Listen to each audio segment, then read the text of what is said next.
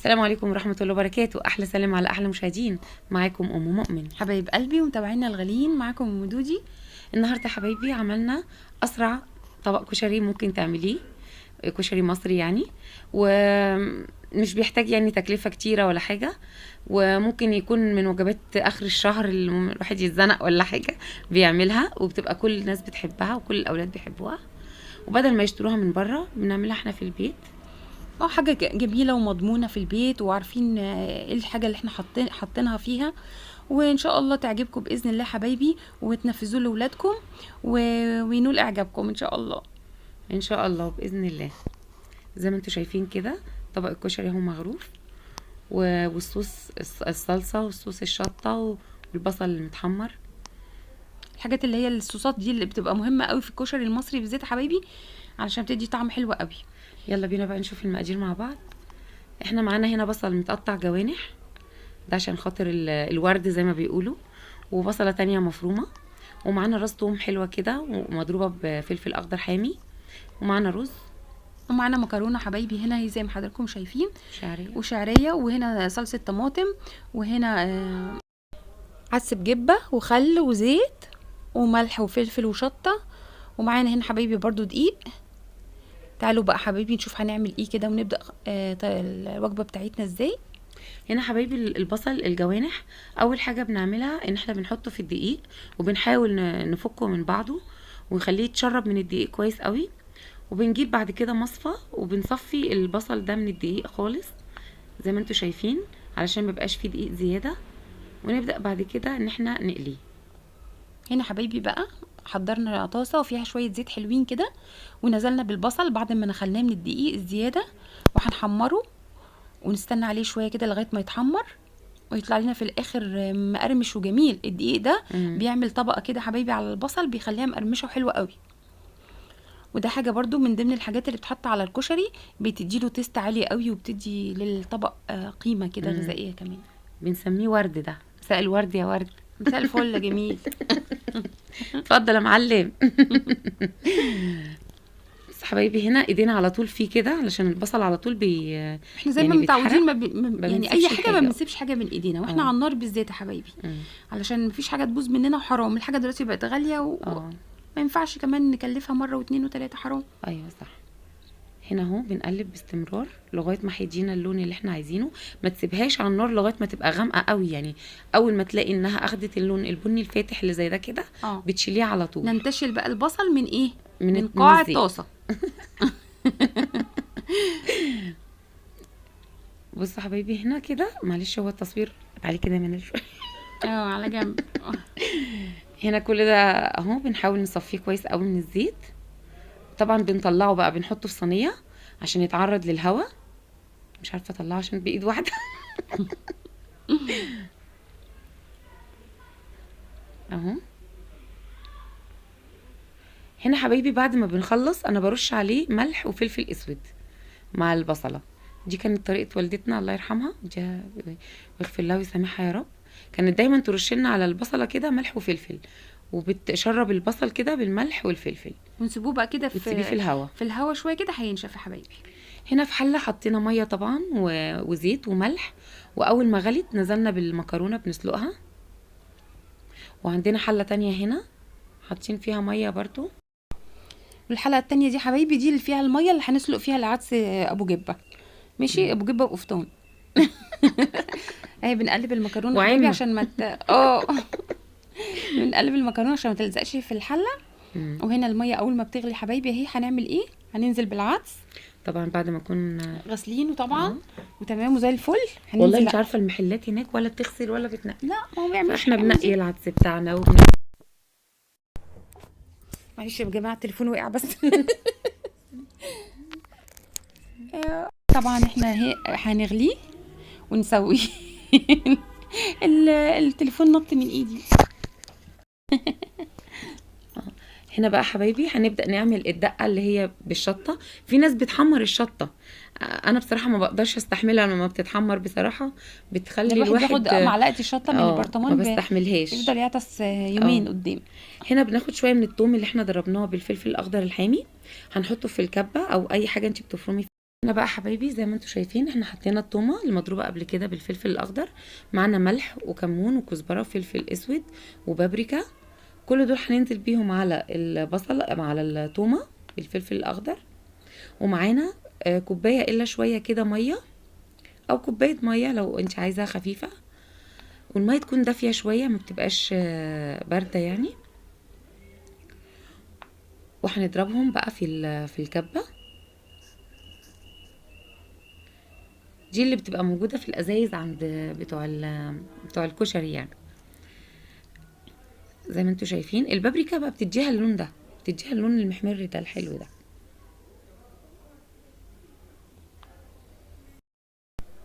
وهنا حبايبي هنزود كده حوالي معلقتين ل3 معالق خل على الخلطه بتاعتنا حضراتكم شايفين. تمام. وهنضربها برده بالكبه زي ما حضراتكم شايفين كده. اللون جميل جميل جميل، واحلى من بتاعت بره مليون مره. حلو، احلى من بتاعت بره مليون مره. مرة. اه. بعدين حاجه هنزود هنا نضيفة. بقى ايه شويه شطه حبايبي عشان ايه تبقى حاميه شويه الحمو اللي انتوا عايزينه. يعني في ناس بتبقى عايزه اوفر. الشطه يعني زياده، انا وفي ناس بصراحه افورتها. اه بصي الشط دي، بصي ياما ياما قوي. لا بس كانت جميله بقى. ما هي انت بتاخدي منه حبه صغيرين، يا ما دوبك بترشي رشه كده. كده مع الخل مع الصوص التاني بيبقى جميل. حاجه يعني حرشه كده وتفتح النفس ما شاء هو الله. هي اكله كده بسيطه وحرشه في نفس الوقت كده يا حبايبي. ولو عندك اي اصناف مكرونات بتلم لك يعني المكرونه الموجوده عندك، شويه رز، بتعملي وجبه كويسه يعني. هنا حبايبي المكرونه خلاص سلقت واتصفت وغسلناها وصفيناها في حله. هنا حطيت شويه زيت،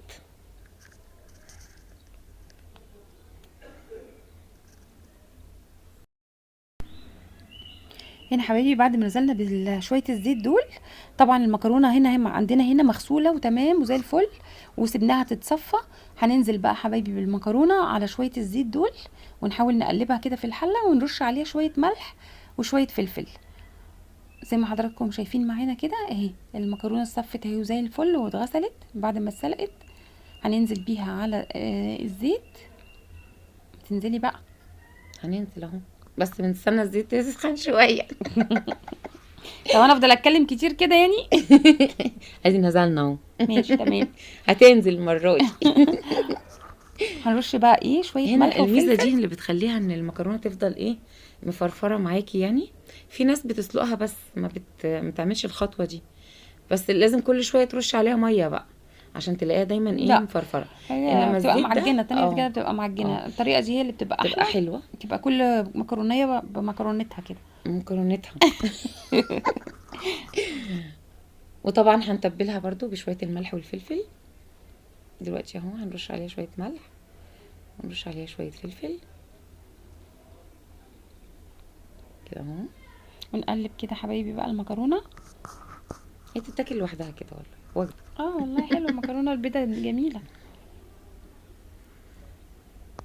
اهي. بس مفرفره معاكوا ازاي وعامله ازاي جميله.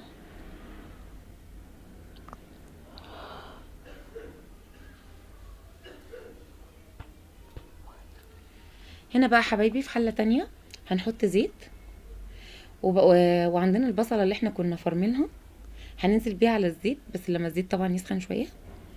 وهنبدا نشوح البصله لغايه ما تاخد معانا اللون الذهبي الحلو ده اللي احنا عارفينه.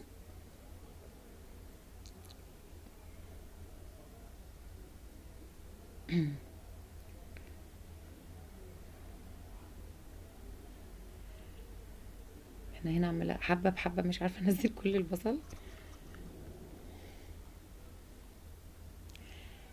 الاكله دي برضو حبايبي يعني بدل ما اولادكم بيشتروها من بره وطبق ما تبقاش مضمون ايه بصراحه. دايما يقولك ايه شكي كل واحد في بتاع الفول وبتاع الفلافل وبتاع الكشري، يقولك دول ابعدي عنهم خالص بره. ودي اكتر حاجه الناس بتاكلها لانها بتعتبر ارخص وجبات في الشارع. وفي نفس الوقت طبعا ما بتبقاش ضامنه نظافه الحاجه. ده انا اسمع ان هم لا بينقوا رز ولا بينقوا عدس ولا بيغسلوهم ولا كمان ولا اي حاجه. كله بيتحط في قلب بعضه وخلاص. والله احنا برضو ما نقدرش نعمم برضو، بس برضو الواحد ايه يعمل اللي عليه اهم حاجه، يبعد عن الحاجه اللي فيها شك. واحنا بناكل ولادنا، يعني ولادنا دول اغلى حاجه في حياتنا. والله هناكلهم من الشارع كده يعني برضو خلينا احنا نتعب شويه، وفي الاخر ولادنا يبقى صحتهم كويسه. بس والله الطريقه دي يعني تعتبر اسرع طريقه، يعني ما بتاخدش وقت. اه، عندك شويه مكرونه على شويه عدس، عندك شويه بصل شويه توم، خلاص عملتي اكله. اه. وفي ناس بتزود حمص، امم. اه، لو حمص كمان ما بتبقى كانش فيه جميل. مش مشكله، مش مش مشكله، مشكله. مش هتقف الاكله يعني. اه، هنا في البوله التانية اللي هناك دي او الحله التانية دي هنحمر الشعريه بقى. هنا حبايبي بصوا العدس اهو. بعد ما اتسلق. هنا اهو. ادي ده هنا الشعريه هننزل بيها هنا في الكزرولة دي. هنحمر فيها دلوقتي الشعرية. معلش لو التصوير كده لان انا مبقاش عارفة ادرك قوي يعني. حلوة ادرك دي. ادرك. ايه اللغة العربية الفصحى دي. نزلنا دلوقتي بالعدس بجبة على البصلة اللي احنا شوحناها. يتشرب بقى من طعم البصلة كده. وهنرش عليه شوية فلفل اسود وشوية مية، وهنسيبه بقى يتشرب كده من البصلة والفلفل الاسود مع بعض الاول. ودي تبقى طبقه زي ما انتم شايفين كده حبايبي. احنا دلوقتي هننزل على العدس ده بالبصلة بالفلفل الاسود بشوية مية صغيرين قوي، يعني عشان ايه؟ يعني يكمل برضو تشريبته من البصلة والفلفل الاسود.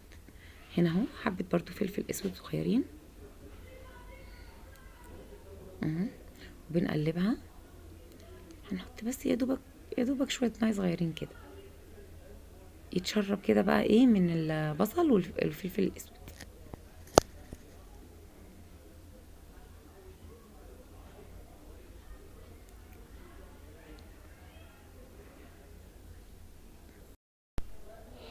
خلاص يا حبايبي. بعد ما اتاكدنا بقى ان العدس كده شرب بالميه، هننزل بالرز المغسول ونفضل نقلبه كده مع العدس ابو جبه زي ما حضراتكم شايفين كده حبايبي. نقلبه كده مع بعض، وبعدين ننزل بالعيار بتاع الميه عشان ايه؟ سلق الرز زي ما حضراتكم هتشوفوا معانا كده. اهي احنا بنقلبه الاول كويس قوي. وهنا هو الشعريه بقى حبايبي بنقلبها كده لغايه ما اتحمرت ولونها بقى حلو. وهنا برضو بنقلب الرز مع العدس ابو جبه لغايه حتى ما تلاقيه اتشرب كده من شويه الميه اللي احنا كنا حاطينهم. ننزل بعد كده بقى بعيار الميه بتاعته. احنا قلنا برضو احنا مش بنكيل الميه، بالنظره كده فوق الرز بعقله كده ميه، ونحط الملح وندوق. تمام. ونقلب بقى طبعا. عشان كده بنقول لكم ده اسرع كشري مصري، يعني كله يعتبر هيتحط ده كل ده كده في حله واحده. هنا بقى في كزرولة تانية هنعمل الصوص الاحمر. هنا التومه حبايبي هنا مع حبه زيت كده زي ما حضراتكم شايفين. هننزل عليها ونقلب برضو مع فلفل اخضر حامي برضو. وهنقلبها كده زي ما حضراتكم شايفين لغايه ما تحمر شويه سنه كده، تبقى لونها ذهبي حلو زي ما انتم شايفين كده. ايوه. هننزل بقى بالصوص بتاع الطماطم، صلصه الطماطم. وهنحط ملح وفلفل اسود وشطه، ونقلب يا حبايبي. وهننزل كمان شويه خل زي ما حضراتكم شويه ملح وفلفل وشطه، وهننزل شويه خل ونقلب بقى كله على بعضه. ونسيبها بقى شويه كده تتسبك على نار هاديه كده حلوه براحتها. تمام التمام. تمام. حلو الكلام. او شويه الخل اهو. هنا حبايبي بقى في الحله اللي احنا عملنا فيها العدس والرز، اول ما نلاقيها خلاص بدات تتشرب بننزل بقى بالشعريه اللي احنا محمرينها، وبنسيبها على وش الرز كده، ونهدي بقى عليها النار، ونحط تحتيها كده مثلا الشياطه اللي انت بتحطيها. ولما تبدا تستوي بنقلب بقى كل ده مع بعضه اهو. بدأ استوى اهو بقى جميل. نقلبه بقى كله مع بعضه عشان يبقى الشعريه في كل حته في الرز مع مع العدس ابو جبه.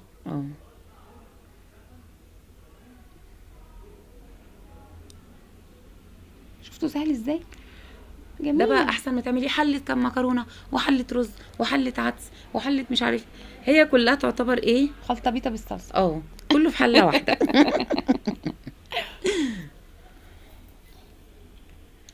انتي بتتفرجي على الفار الطباخ كتير باين عليكي. هنا بقى حبايبي بعد ما خلصنا كل الطبخه غرفنا اهو ادي طبقات الرز بالعدس والشعريه، وعندك المكرونه، وعندك بقى البصل البصل المحمر. المتحمر داير ما يدور، وعلى الوش من فوق، وهنا برضو نفس النظام. وعندنا بقى الاطباق الصغننه دي اللي حطينا فيها الصوص. عندنا صوص الطماطم اللي احنا عملناه، والصوص بتاع الشطه، والبصله اللي المتحمره عايز اهي. يزود اللي بصل عايز يزود بقى. وشكله جميل ويفتح النفس والله. ودي حاجة برضو اقتصادية يا جماعة، للي مثلا قايم الصبح ما عندوش مثلا لحمة ولا فراخ ولا بتاع، بس عنده شوية مكرونة، شوية وشويه رز رز. وشوية شعرية، بواقي كده حاجات عندك، ممكن تعملي منها وجبة اه، جميلة. تعتبر دي من وجبات التوفير برضو. اه ويا رب كده حبايبي الطبق ده يكون عجبكم وتجربوه باذن الله، وهتلاقوها وجبه موفره معاكم وان شاء الله تعجبكم. بإذن الله يا حبايبي. ونسيبكم في رعاية الله وأمنه. مع مع السلامة السلامه حبايبي، حبايبي، مع مع السلامه. السلامة.